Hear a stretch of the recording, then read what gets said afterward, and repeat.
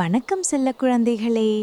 இன்று நான் உங்களை ஒரு அழகான காட்டிற்குள் அழைத்துச் செல்லப் போகிறேன். அந்த காட்டின் பெயர் சந்தோஷவனம். ஒரு காலத்தில் அந்த காடு பசுமையால் பொலிந்தது. மயில் தூகை விரித்தாடும், குயில்கள் ராகம் பாடும், நதிகள் சிரித்தோடும். ஆனால் ஒரு வருடம் அந்த காட்டில் மழையே பெய்யவில்லை. சூரியன் நெருப்பை கக்குவது போல தகித்தது. ஏரிகளும் குளங்களும் வறண்டு போயின. விலங்குகள் தாகத்தால் தவித்தன. அப்போது அந்த வனத்திலேயே மிக வேகமாக ஓடும் மான் வேகன் சொன்னது, நண்பர்களே, நான் வெகு தூரம் ஓடி பார்த்தேன். எங்குமே தண்ணீர் இல்லை. இந்த காட்டை நாம் விட்டு போய்விடலாம். உடனே சுட்டி என்ற குரங்கு சொன்னது, நானும் உயர்ந்த மர உச்சிக்கு ஏறி பார்த்தேன். கண்ணு கெட்டிய தூரம் வரை வறட்சிதான். அந்த நேரத்தில் திடீரென்று காட்டுத்தீ. வறண்ட இலைகள் எரிந்தன. புகை வானத்தை மூடியது. நெருப்பு காட்டுக்குள் பரவியது.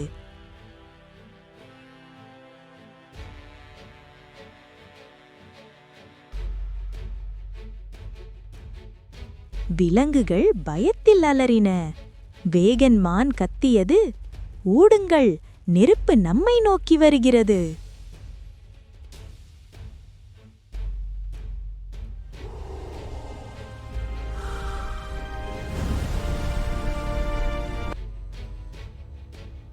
அப்போது ஒரு பெரிய ஆலமரத்தின் அடியிலிருந்து மெதுவாக ஊர்ந்து வந்தது தாத்தா ஆமை.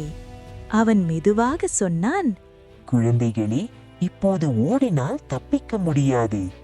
ஆலமரத்தின் வேர்களைச் சுட்டிக்காட்டி தாத்தா ஆமை சொன்னான், இந்த இடத்தில் ஒரு நீரோற்று இருக்கிறது.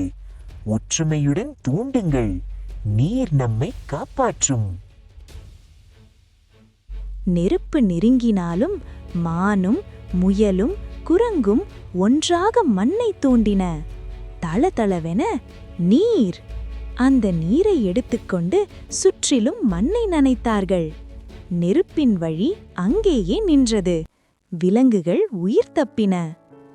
அப்போது தாத்தா ஆமை மெதுவாக சொன்னான், குழந்தைகளே, வேகம் மட்டும் எப்போதும் வெற்றி தராது.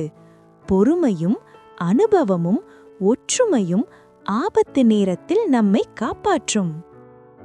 அந்த வார்த்தைகள் காற்றில் ஒலித்தபோது வானம் மெதுவாக இருண்டது. டக் டக் டக் டக். மழை. நீண்ட நாட்களுக்கு பிறகு சந்தோஷவனத்தில் மழை பெய்தது. மிச்சமிருந்த காட்டுத்தீ முழுவதும் அணைந்தது. சில நாட்களில் பச்சை மொட்டுகள், பசுமை, பாடும் பறவைகள். சந்தோஷவனம் மீண்டும் சந்தோஷவனமானது. வேகம் வறண்டபோது ஞானம் நீராய் பேசும்.